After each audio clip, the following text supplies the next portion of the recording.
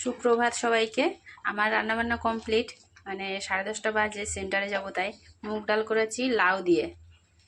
আর যেটা রান্না করি সেটা আর বাদ দিই না, লাউয়ের খোসাগুলো একটু আলু দিয়ে ভাজা করেছি।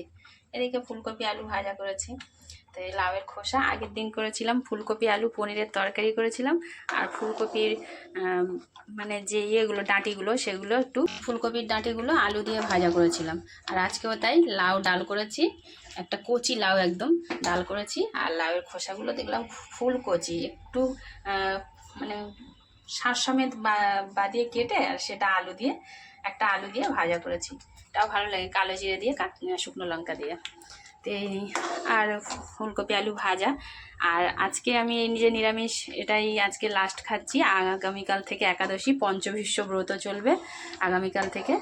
আর নিরামিষ খাবো না, এবার হচ্ছে ভবিষ্যান্ন খাবো, সেটা দেখাবো। আর কালকে তো একাদশী। তো এবার এখন সেন্টারে যাব, রান্না হয়ে গেছে।